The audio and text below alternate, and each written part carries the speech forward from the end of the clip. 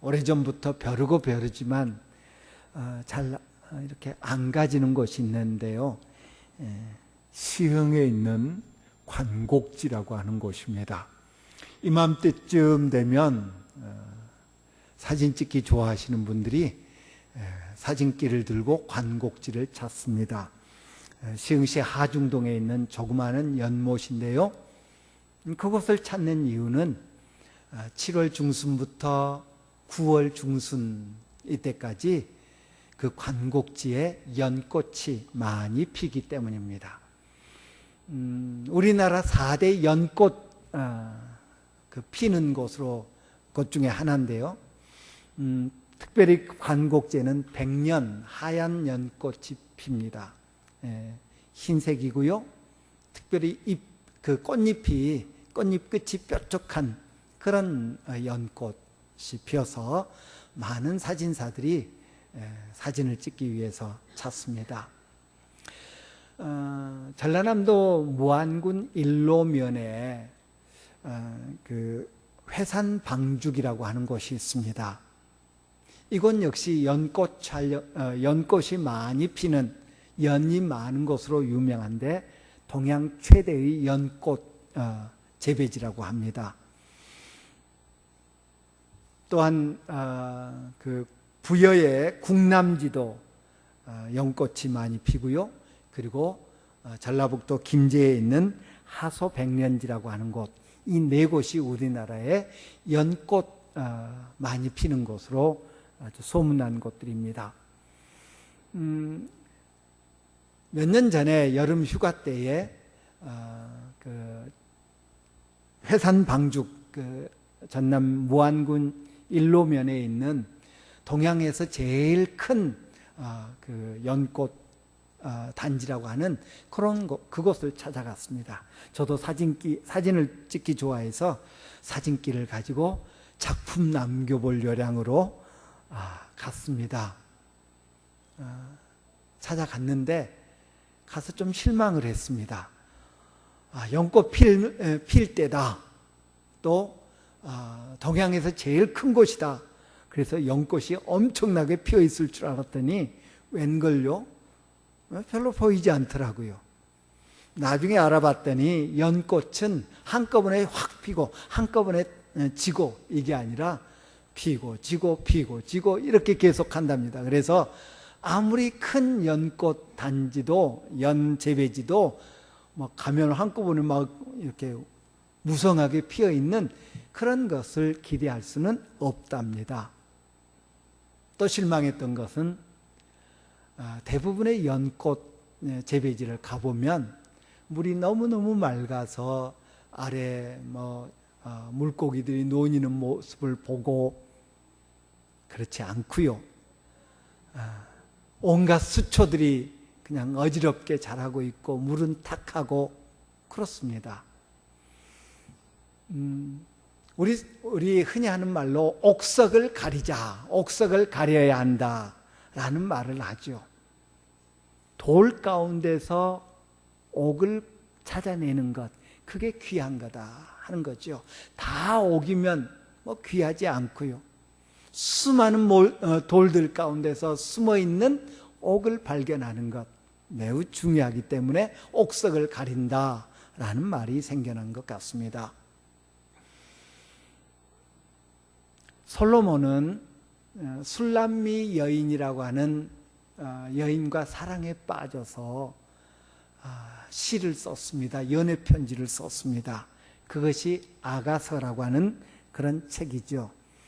술람미 여인과 솔로몬의 관계, 그 사랑의 관계가 어쩌면 우리 인간들과 하나님과의 관계, 하나님이 인간들을 사랑하고 사랑을 표현하는 그런 모습과 너무너무 흡사하다. 그래서 이 아가서가 성경의 한 권으로 들어가 있습니다. 옛날 그 연애 편지들 쓰고 할 때는 이 아가서의 구절들을 인용하곤 했답니다. 탁살 돋는 멘트가 참 아가서에 많아요. 그런데 우리 남편들, 남자들 이 아가서의 그 멘트들을, 아가서의 구절들을 이렇게 사랑 표현에 인용할 때 그 상황을 봐가면서 인용해야지, 아니면 왕따 되기 참 십상입니다. 아가서 2장 2절에 보면 여자들 중에 내 사랑은 가시나무 가운데 백합화 같도다 라고 솔로몬이 고백합니다. 이것을 둘이 있을 때는 그렇게 하세요. 그런데 다른 사람들이 있을 때 이 말 했다가는 왕따 당하기 참 십상입니다. 여자들 중에 내 사랑은 가시나무 가운데 백합화 같도다.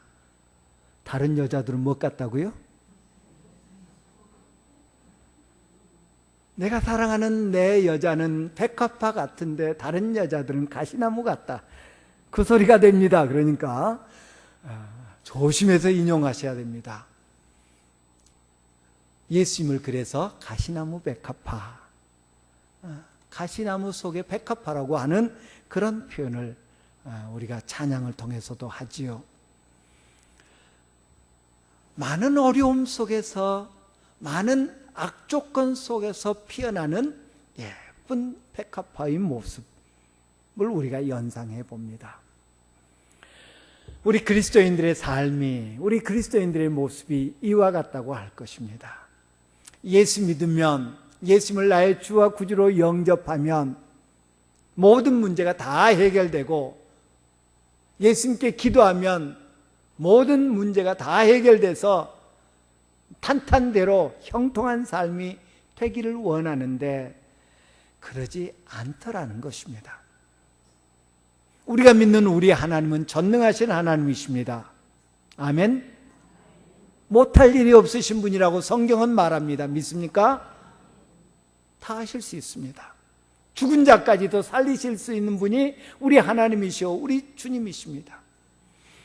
해골을 들어서 군대가 되게 하실 수 있는 분이 우리 하나님이십니다. 못하실 일이 없으신 분이십니다. 그 하나님이 우리의 하나님, 나의 하나님이십니다. 따라서 그 하나님이 원하기만 하시면 내 앞에 아무런 문제가 없게 하실 수 있습니다. 그런데 그렇게 하지 않으십니다. 내게 건강의 문제 평생토록 생기지 않게 하실 수 있는 분이 하나님이십니다. 9988-234 할 수 있게 하실 수 있는 분이 하나님이시라는 말입니다. 99세까지 팔팔하게 살다가 2, 3일 아프다가 사하는 거, 그게 9988-234랍니다. 그렇게 하실 수 있는 분인데 질병이 찾아옵니다. 우리 아이들 취직시키는 것, 우리 하나님 나서시면 못하실 수 없습니다. 그런데 그게 제대로 안 됩니다. 우리 시집장가 가야 되는 우리 아들, 딸들, 하나님이 나서시면 그 삼신할미도 뭐 예점지해주고 한다는데, 하나님이 나서시면 못하실 일이 없는데, 순적하게 만나게 해주실 줄 아는데 그렇게 하지 않으십니다. 우리가 사도행전을 통해서 교회의 모습을 봅니다. 하나님의 교회, 우리 주님의 교회입니다. 전능하신 우리 주님이 머리가 되시는 주님의 교회입니다. 그런데 스데반이 돌에 맞아 죽습니다. 야고보 사도가 목베임을 당해서 죽습니다. 교회에 핍박이 찾아옵니다. 고향을 등지고 예루살렘을 등지고 떠나야 하는 그런 안타까운 일들이 벌어집니다. 왜? 전능하신 하나님이 머리가 되시고 전능하신 하나님이 주인이 되시는 교회인데, 그의 백성들, 성도들인데 왜 그렇게 하실까? 왜 우리가 주님을 믿는데 예수님을 나의 하나님이라고, 나의 주님이라고 고백하고 하나님을 나의 아버지라고 고백하는 우리들인데 우리의 기도를 들어주지 않으시고 우리의 문제를 해결해 주지 않으시고 우리가 고통 가운데 때로는 신음하게 놔두실까? 거기에는 분명 하나님의 뜻이 있는 줄 믿습니다. 하나님의 능력이 없어서가 아니라, 하나님이 우리를 사랑하지 않아서가 아니라, 그 고통을 통해서 이루시고자 하시는 하나님의 계획하신 일들이 있기 때문이다라는 것입니다. 사탄이 하나님께 청합니다. 저 욥 하나님이 도와주고 하나님이 보호해주고 하니까 하나님 잘 섬기는데 제가 한번 건드려 볼까요? 제가 한번 흔들어 볼까요? 그래도 정말 믿음 있는가 한번 흔들어 볼까요? 하나님이 뭐라고 해야 되겠습니까? 안 돼. 했으면 좋았을 텐데. 하나님이 좀 게임을 좋아하시는지 할 때면 해봐. 대신 생명은 건드리면 안 돼. 그리고 할 거 다 해봐. 욥이 죽도록 고생합니다. 여러분 기와장 가지고 여러분 몸을 부흡고 긁어본 적이 있습니까? 욥은 그랬어요. 죽도록 고생합니다. 왜 하나님이 안 돼! 한마디만 하셨으면 사탄이 욥을 건드리지 못했을 텐데 왜 그러셨을까? 왜 그래 할 때면 해봐 라고 왜 허락하셨을까? 분명히 뜻이 있는 줄 믿습니다. 바닷바람을 막기 위해서 방풍림으로 심은 소나무는, 해송은 단단해서 귀한 재료로 쓰일 수 있다고 그랬죠. 초대교회에, 예루살렘 교회에, 혹은 안디옥 교회에 모든 것이 잘 되어가고 있습니다. 그런데 사탄은 계속 충동질합니다. 뒤 흔듭니다. 우리 주님 내버려 두십니다. 사도행전 12장 마지막 부분에 보니까 하나님의 말씀은 흥왕하여 더해가더라 라고 했습니다. 교회를 핍박했던 헤롯 왕이 실패합니다. 끝났습니다. 야고보 사도를 목베고 죽이고 사람들이 좋아하니까 베드로도 죽이려고 감옥에 가뒀는데 갑자기 사라져 버렸습니다. 그래서 죽일 수가 없었습니다. 못 죽였습니다. 기분 나빠가지고 병사들을 죽인 다음에 가이사라로 별장으로 그냥 가서 쉬고 있습니다. 그러다가 그는 하나님께 하나님께 돌려야 할 영광을 가로챈 탓에 죽임을 당합니다. 죽습니다. 내장이 썩어 문드러져서 그 안에서 벌레가 나올 정도로 그런 심한 고통을 5일 동안 당하다가 죽습니다. 헤롯이 죽었습니다. 끝났습니다. 그리고 하나님의 말씀은 더 흥왕해 가서 교회가 부흥해 갑니다. 뿐만 아니라 교회가 감당해야 할 일들을 열심히 합니다. 바나바와 사울이 예루살렘에 가서 부조를 마치고 안디옥으로 돌아왔다라고 12장 마지막이 끝나는 것을 봅니다. 부조하는 일, 누군가를 돕는 일, 하나님이 기뻐하시는 일입니다. 그래서 예루살렘 교회가 어떠했습니까? 자기 재산을 팔아서 사도들에게 주고 사도들은 그것으로 구제하는 일을 하고 과부들을 돌보고 이런 일들을 합니다. 잘하고 있다. 하나님 보시기에 그래 잘하고 있다. 교회는 성장하지요. 교회가 하나님이 하라는 일을 잘 감당하고 있지요. 잘한다 박수칠 법하는데 스데반의 죽음이 있은 다음에 사도행전 8장 1절에 보니까 온 성도들이 흩어져야 됐더라 라고 말합니다. 오늘 본문도 그렇습니다. 사도행전 12장에서 교회가 흥왕해 가고 또 부조도 하면서 다른 사람들 도우면서 열심히 신앙생활하고 있습니다. 바나바가 사울을 데리고 와서 함께 동역하면서 안디옥 교회가 든든하게 서가고 있습니다. 잘한다 잘한다 박수 치면 됩니다.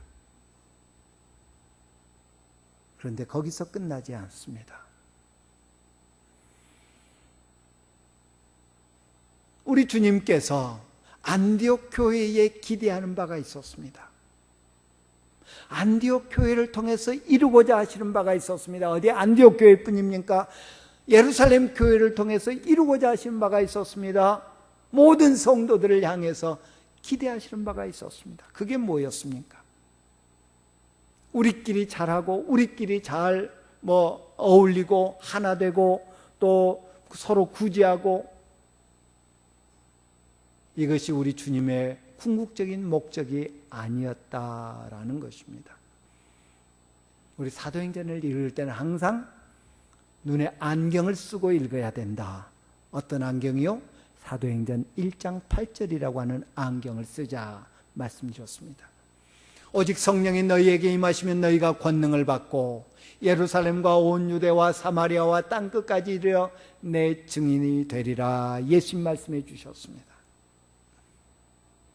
우리는 어디에 방점을 둡니까? 성령과 능력에 방점을 둡니다. 아닙니다. 우리 주님이 왜 성령을 보내셨습니까? 나 성령 받았다 자랑하라고? 혹은 교회 안에서 서로 여러 가지 어울려서 교회를 부흥시키기 위해서, 혹은 성령의 능력을 체험하고 그것으로 기적을 행하면서 우리 이름을 내기 위해서? 성령이 임하시면 너희에게 능력이 나타날 텐데 그 열매는 주님의 증인되는 것이다 라는 것입니다. 최종 목표는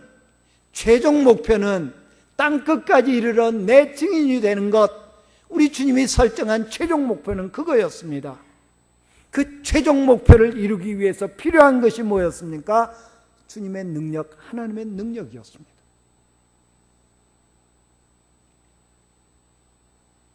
그 능력을 주셔서 능력 가지고 증거들을 나타내며 그 능력 가지고 사람들로 예수 그리스도를 볼 수 있게 만드는 것, 그것이 주님의 계획이었습니다. 우리끼리 잘해보자. 우리끼리 아니라는 말입니다. 예루살렘 교회가 그랬습니다. 오늘 본문에 나오는 안디옥 교회가 그랬습니다. 잊어버리고 있었습니다. 우리끼리 잘하고 있습니다. 우리끼리 잘하고 있습니다. 우리 교회가 성장해 가고 있습니다. 우리 교회 신자가 많아져 가고 있습니다. 거기에 안주하는 그런 모습 보입니다. 그때에 성령께서 안디옥 교회 성도들에게 깨달음을 주십니다. 주저앉아 있을 때, 눌러 앉아 있을 때에 일어서라. 여기가 끝이 아니다. 여기서 멈추는 거 아니다. 깨닫게 해주셨습니다. 어떻게 깨닫습니까? 기도를 통해서요. 안디옥 교회에 여러 지도자들이 있었습니다. 지도자들이 금식했는지 아니면 모든 성도들이 함께 금식했는지 오늘 본문은 자세하게 언급하고 있지 않습니다. 아무튼 기도하는데, 금식하는데, 단순히 금식했다는 것이 밥 굶는 것 의미하는 거 아닌 것 아시죠? 금식 기도하는데, 금식하며 기도하는데 성령께서 바나바와 사울을 따로 세워라 깨닫게 해주십니다. 가르쳐 주십니다. 기도는 우리 하나님 앞에 청구서 내미는 것 아님을 기억하시기를 바랍니다. 기도는 하나님을 문제 해결사로 초청하는 것 아님을 기억하시기를 바랍니다. 우리는 기도를 마치 문제가 생겼을 때 그 문제 해결하기 위해서, 뭐가 필요할 때 그 필요를 채우기 위해서 하나님 앞에 떼쓰는 것 정도로, 특히 금식기도, 작정기도, 하나님 앞에 떼쓰는 거 아닙니다. 오늘 본문을 통해서 이 안디옥 교회 성도들이 금식했는데 그 결과가 어떻게 나타났습니까? 하나님의 뜻을, 우리 주님의 뜻을 깨닫는 거였습니다. 바나바와 사울을 따로 세워라. 뭐 하기 위해서요? 하나님께서, 우리 주님께서 뜻하신 바를 행할 수 있도록 하기 위해서.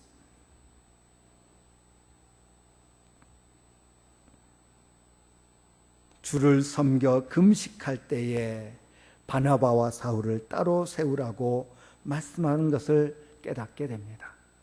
기도는 하나님과의 대화입니다. 대화라면 내 뜻을 아릴 줄도 알지만 상대편의 뜻도 헤아릴 줄 아는 것이 대화지요. 기도를 통해서 하나님의 뜻을 깨닫고, 기도를 통해서 하나님의 음성을 듣고, 기도를 통해서 하나님의 원하시는 바를 알아차리는 일, 우리에게 꼭 있어야 될 줄 압니다. 너희는 이 세대를 본받지 말고 마음을 새롭게 함으로 변화를 받아 하나님의 선하시고 기뻐하시고 온전하신 뜻이 무엇인지 분별하도록 하라. 하나님의 뜻이 무엇인지 분별하도록 해라. 지금 내 삶 속에 하나님께서 어떤 계획을 가지고 계시는지, 하나님께서 내게 왜 이 사람을 만나게 해주셨는지, 하나님께서 나로 왜 이 일을 하게 하셨는지, 하나님의 뜻을 분별하기 위해서 우리는 기도와 말씀을 늘 잊지 아니하는 그런 심령들이 되어야 될 줄 믿습니다. 기도하니까 성령께서 역사하십니다. 혹시라도 설교 들으신 다음에 주님의 은혜를 더 깊이 이렇게 깨닫고자 혹시라도 집에 가서 오늘 본문을 한 번 더 읽어보실 분은 성령이라고 하는 단어에 동그라미 쳐보시기 바랍니다. 오늘 본문만. 하나님의 일은 하나님이 하십니다. 아멘. 철저하게 기억합시다. 하나님의 일은 하나님이 하십니다. 사람을 통해서 하십니다. 하나님께서 나를 통해서 당신이 일하십니다. 하나님께서 아무개를 통해서 하나님이 일하십니다. 사도행전 13장은 기독교 역사에 있어서 놀라운 전환점을 이루는 장이었습니다. 교회가 세계로 퍼져나가는 일에 이제 첫걸음을 떼는 것이 오늘 본문 사도행전 13장입니다. 세계 선교가 이루어지죠. 바나바와 사울을 따로 세우라. 그래서 따로 세워서 그들을 보냈습니다. 그런데 이 모든 주도권이 성령에게 있음을 오늘 본문을 통해서 봅니다. 도대체 성령이 어떻게 역사하셨습니까? 성령의 역사를 통해서 어떤 유익을 얻었습니까? 그 첫째는 성령을 통해서 알게 되었다, 깨닫게 되었다라는 것입니다. 땅 끝까지 이르러 내 증인이 되라고 했습니다. 그리고 다메섹으로 예수 믿는 사람들을 잡으러 가던 사울이 길에서 예수님을 만나죠. 하나님의 영광의 광채를 목격했던 사울은 볼 수 없게 됩니다. 다메섹에 가 있는데 하나님께서 또 아나니아라고 하는 주의 제자에게 역사하십니다. 주님께서 아나니아에게 말씀하십니다. 야, 저 사울이라고 하는 사람이 니네 동네에 와 있는데 가서 안수해줘라. 지금 그 사람 못 보거든. 네가 안수하면 볼 수 있게 될 거야. 뭐 성경에 그렇게 다 언급하지는 않았지만 아마 우리 주님이 그렇게 말씀하셨던 것 같습니다. 그러자 대뜸 이 아나니아라고 하는 사람은 내가 사울의 악명을 익히 들어서 알고 있는데요. 그 사람 우리 예수 믿는 사람들 괴롭히는 사람 아닙니까? 지금 다메섹에 온 것도 우리들 잡아가려고 온 거라고 알고 있는데 제가 왜 그 사람 도와줍니까? 못합니다. 그때에 주님께서 아나니아에게 해주신 말씀이 있습니다. 가라. 이 사람은 내 이름을 이방인과 임금들과 이스라엘 자손들에게 전하기 위하여 택한 나의 그릇이니라. 가라. 이 사울이라고 하는 사람은 내 이름을 이방인들에게, 임금들에게, 이스라엘 사람들에게 전하기 위해서 택한 내 그릇이다. 나중에 바울은 이제 자기가 회심할 때를 사람들에게 간증하면서 이 말을 인용합니다. 그것 보아서 아나니아가 사울에게 안수하면서 자신에게 들려주셨던 주님의 음성을 알려주었던 것 같습니다. 사울은 갈라디아서에 보니까 베드로는 유대인들에게로, 나는 이방인들에게로 그렇게 고백하고 있습니다. 이방인에게 복음 전하기 위해서 택함 받은 주님의 도구라는 것을 사울은 잘 알고 있었습니다. 그런데 시간이 지나니까 아마 잊어버렸던 것 같습니다. 그 열정이 사그라들었던 것 같습니다. 주님을 향한 그 사랑이 좀 식었던 것 같습니다. 사도행전 12장에 보면 바나바가 안디옥에 와서 안디옥 교회 성도들이 신앙생활 잘하는 것을 보고 다소에 가서 사울을 데리고 안디옥에 와서 함께 사역했다고 그렇게 말하고 있습니다. 지금 사울이 고향에 내려가 있습니다. 이방인 선교, 지금 엄두를 못 내고 고향에 내려가 있었습니다. 그런 그들에게 오늘 본문은 말합니다. 내가 불러 시키는 일을 위해서 두 사람을 따로 세워라. 내가 불러 시키는 일 뭡니까? 우리 주님께서 사울을 이방인을 위해서 택한 그릇으로 부르셨는데 그 일할 수 있도록 바나바를 따로 세우라고 말씀하고 있습니다.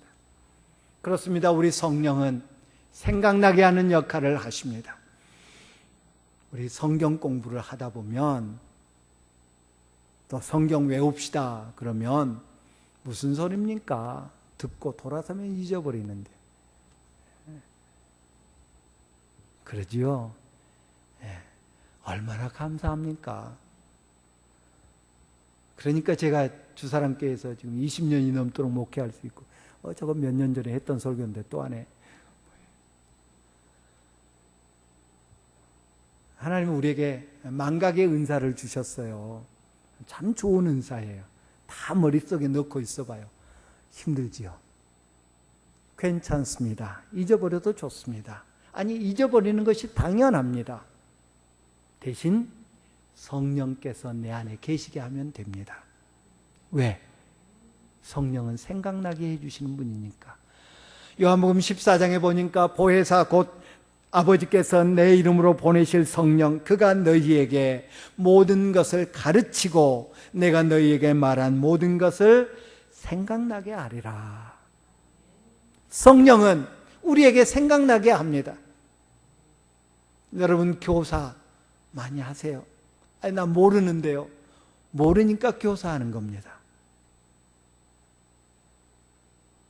가르치다 보면요, 언젠가 한번 들었던 말씀이, 언젠가 한번 읽었던 말씀이 아주 적절하게 생각이 납니다. 왜? 성령께서 역사하시니까. 바나바도 잊어버리고 있었고, 안디옥 교회 성도들도 잊어버리고 있었고, 바울 사도도, 사울도 잊어버리고 있었는데 성령께서 생각나게 합니다. 그래서 내가 불러 시키는 일을 위하여, 내가 전에 그 목적으로 불렀는데 지금 니들 잊어버리고 있었지? 이를 위해서 바나바와 사울을 따로 세우라 생각나게 해주셨습니다. 뿐만 아니라 그들을 인도해 주셨습니다. 오늘 본문 4절에 보니까 두 사람이 성령의 보내심을 받아 실루기아에 내려가서 거기서 배 타고 구브로에 가서 라고 말합니다. 성령이 인도하셨습니다. 사도행전 8장에 보면 주의 사자가 빌립에게 말하여 이르되 일어나 남쪽으로 향하여 예루살렘에서 가사로 내려가는 길로 가봐라. 주의 사자가 성령께서 빌립에게 말씀하셔서 에디오피아 내시를 만날 수 있도록 인도해 주십니다. 에디오피아 내시가 예수님을 영접했습니다. 나 세례 받을래. 마침 물이 있어서 세례를 받습니다. 세례 받고 기쁨으로 그 내시가 올라오는데 주의 영이 빌립을 이끌어 간지라 라고 그렇게 말합니다. 주의 영이 빌립을 이끌어 갔더라. 성령이 빌립을 인도해 갔더라. 사도행전 16장에 보면 바울이 바나바와 헤어진 다음에 바울이 실라를 데리고 2차 선교 여행을 갑니다. 16장 6절 7절은 이렇게 말합니다. 성령이 아시아에서 말씀을 전하지 못하게 하시거늘 그들이 부르기아와 갈라디아 땅으로 다녀가 무시아 앞에 이르러 비두니아로 가고자 힘쓰되 예수의 영이 허락하지 아니하시는지라. 오늘 본문에서 성령께서 바나바와 사울을 이끄셔서 구브로라고 하는 섬으로 가서 전도하게 하시는데 2차 선교 여행 때는 그 1차 선교 여행 갔던 곳을 다시 가서 성도들의 이제 신앙생활을 도와주려고 하는데 성령이 가지 말라고 막으시더라. 주의 영이 허락하지 아니하셨더라. 왜? 다른 곳으로 가기를 원했으니까요. 그래서 2차 선교 여행 때 소아시아, 터키 쪽으로 가려고 했다가 주의 영이 이끄시는 대로 마게도냐로 가죠. 유럽으로 간다는 말입니다. 이처럼 주의 영은 때로 성령은 막으시기도 하시고 이끌어가기도 하셔서 이들의 길을 인도해 주십니다. 막으시는 것도 인도하심인 줄 믿으시기를 바랍니다. 하려고 하는데 이것도 해보려고 하는데 이것도 해보려고 하는데 주의 영이 막으시더라. 저도요 신학교 졸업하고요 유학을 미국으로 유학 가려고요 여러 번 준비를 했습니다. 여러 번 이렇게 연결을 했습니다. 그레이스 커뮤니티 유니버시티라고 하는 그 LA 근교에 있는 학교, 아주 보수적인 아주 좋은 학교인데 그 학교 총장님과 사진도 찍으면서 장학금 주기로 됐는데 제가 가려고 하니까 제가 가려고 했던 과가 없어져 버렸더라고요. 지원생이 너무 적어가지고. 다음에 그 과가 다시 개설되면 부를게요 하더니 지금까지 안 불러요. 그런가 하면 그 달라스 신학교라고 하는 학교도 거의 가도록 다 준비됐었는데 그것도 이상하게 막혀서 그 결과 주사랑교회에서 이렇게 여러분과 행복하게, 아무튼 저는 행복하니까, 막으시는 것도 때로는 하나님의 뜻이더라. 인도해 주시는 그런 하나님의 손길을 발견할 수 있습니다. 어디 그뿐입니까? 분별하게 해주시는 분이 성령님이셨습니다. 구브로라고 하는 곳으로 갔습니다. 구브로는 원래 이 바나바의 고향입니다. 지금 지중해에 있는 키프로스라고 하는 섬인데요. 그 섬으로 갔습니다. 성령이 그 섬으로 이끄셨습니다. 그 섬에 가서 살람이라고 하는 곳에 가서 유대인의 회당에서 많은 사람들을 가르쳤습니다. 살라미는 구브로 섬의 동해안에 있는 그런 마을이고요. 거기서 복음을 전하고 서쪽으로 이동을 해가면서 계속 복음을 전하다가 바보라고 하는 곳에 가서, 이 바보는 구브로의 서쪽에 있는 그 해안 마을입니다. 그곳에 가서 복음을 전합니다. 바보들만 살아서 바보가 아니라 파푸스라고 하는 그런 건데 우리말로 번역을 하니까 바보가 됐습니다마는, 아무튼 그곳에서 복음을 전하는데 서기오 바울이라고 하는 총독이 그 마을에 살고 있었습니다. 그 도시에 살고 있었습니다. 이들은 바나바와 바울이 전한 복음에 대해서 관심을 갖게 되었고, 그래서 바나바와 바울을 청해서 예수 그리스도에 대해서 듣습니다. 그런데 이 서기오 바울 총독의 자문 역할을 하고 있는 사람이 있었는데, 바예수, 예수의 아들이라는 말인데 유대인이었습니다. 마술사였습니다. 그 사람이 서기오 바울 총독의 자문 역할을 하고 있었던 사람 같습니다. 서기오 바울 총독이 예수님에 대해서 듣는 것, 예수 믿는 것을 자꾸 방해합니다. 왜? 지금까지 자기가 마술을 통해서 사람들을 속여가면서, 이 총독을 속여가면서 자기 이득을 취했는데, 예수 믿게 되면 자기의 영향력이 사라질 것을 염려했기 때문일 것입니다. 그때 성령이 충만했던, 성령의 다스림을 받았던, 성령의 인도함을 받았던 바울이라고 하는 사울이라고 하는 바울이, 이제 바울이 이름이 등장하게 되는데 그건 다음 주에 우리가 생각합시다. 바울이 이 바예수를 향해서, 엘루마를 향해서 야단을 칩니다. 모든 거짓과 악독이 가득한 자요, 마귀의 자식이요, 모든 의의 원수여, 주의 바른 길을 굽게 하기를 그치지 아니하겠느냐. 마귀의 자식아, 의의 원수야, 네 하는 일 그쳐라. 복음 전파를 방해하는 일 그쳐라 라고 말합니다.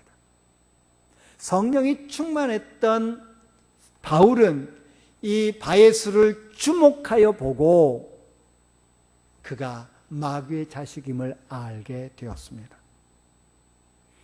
베드로와 요한은 성전으로 기도하러 올라가다가 나면서 못 걷게 된 사람을 주목하여 보았습니다. 그리고 그에게 믿음 있는 것을 보고 일으켜 세웠을 것입니다. 주목하여 보고, 그리고 성령이 충만했던 이 바울은 영을 분별하는 능력을 갖게 되었습니다. 그 바예수를 책망하여 꾸짖는 것을 볼 수 있습니다. 무엇이 옳고 그른지 분별하지 못하는 우리 주변에 많은 사람들 봅니다. 성령의 도우심을 힘입읍시다.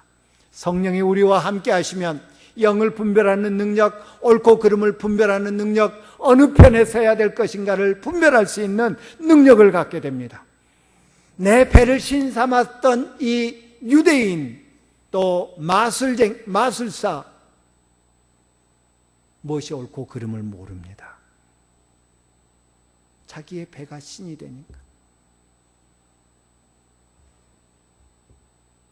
우리 성경에 보면 하나님의 다스림, 성령의 다스림을 받지 못했던 많은 소위 지도자들이 그릇된 편에 서는 것을 봅니다. 구약도 그렇고요, 신약도 그렇고요. 무엇이 옳고 내가 어느 편에 서야 될지를 분별하지 못하는, 오늘날도 마찬가지입니다. 무엇이 옳고 그른지를 분별하지 못하는 안타까운 지도자들 많이 있습니다.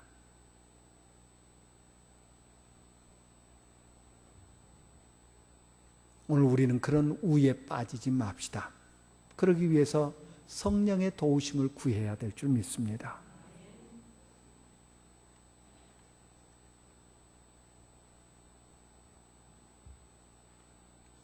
또한 성령은 말씀의 권능을 더해 주셨습니다.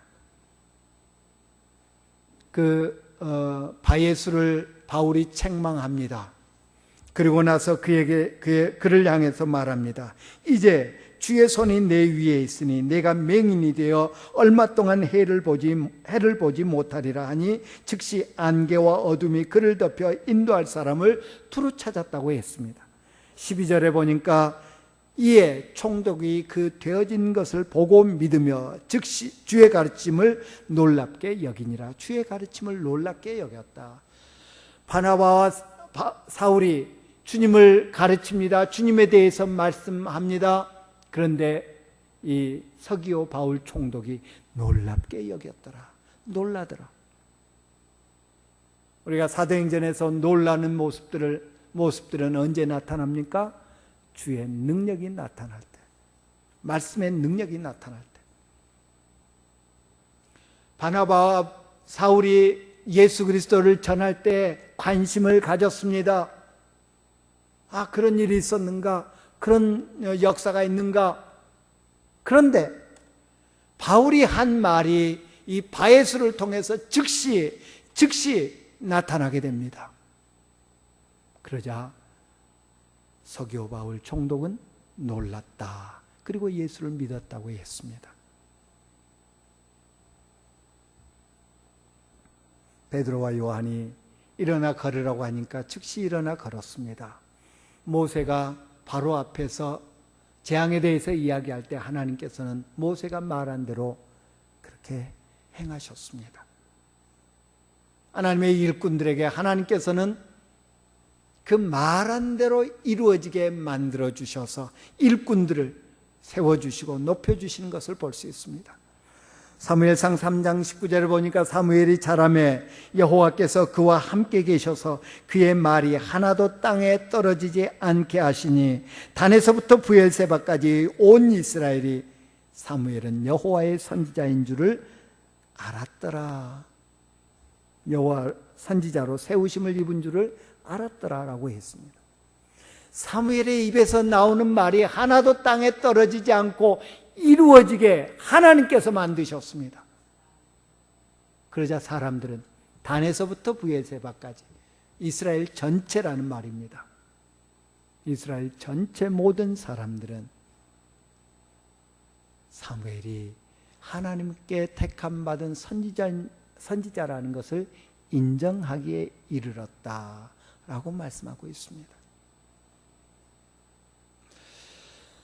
오늘 우리 한국 교회가 저나 여러분이 세상으로부터 영향력을 잃은 이유가 뭘까요? 바로 이렇지 못하기 때문 아닐까요? 말은 무성한데, 말은 참 많은데 말의 능력이 안 나타납니다. 말과 행동이 다릅니다.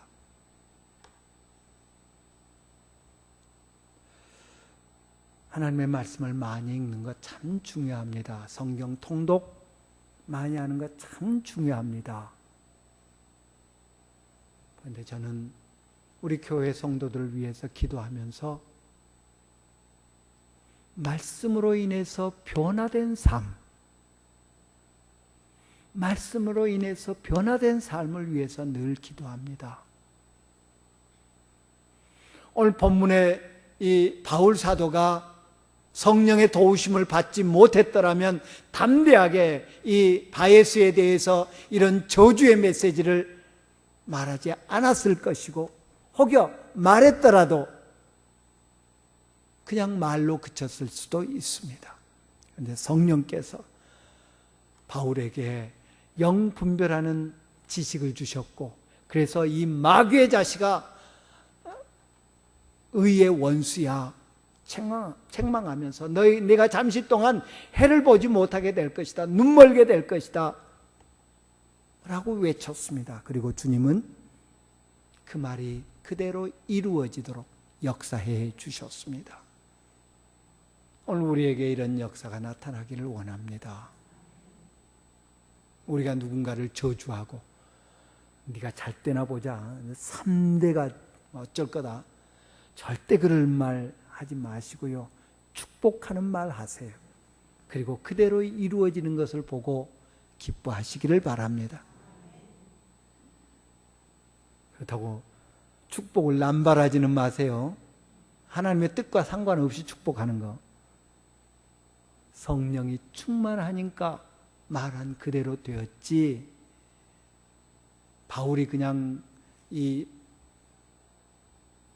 바에스를 미워해서 일방적으로 아니었습니다. 하나님의 메시지를 전한 것입니다. 우리에게 이런 아름다운 성령의 역사가 있기를 바랍니다. 그러기 위해서 우리가 기도해야 합니다. 이스라엘 안디옥 교회 성도들이 금식하며 기도할 때 하나님께서는, 우리 주님께서는 옛날을 생각나게 해주셨습니다. 주님의 뜻을 생각나게 해주셨습니다. 주님의 말씀을 생각나게 해주셨습니다. 그리고 그들이 어디로 가야 될지, 가서는 안 될 곳, 가야 할 곳을 인도해 주셨습니다. 분별할 수 있는 능력을 주셨고, 말한 대로 이루어질 수 있도록 도움의 손길로 함께해 주셨습니다. 이 바나바와 바울에게, 사울에게 역사하셨던 이 하나님은 오늘 우리에게 역사하시는 동일하신 성령님이신 줄 믿습니다. 기도하겠습니다. 좋으신 하나님,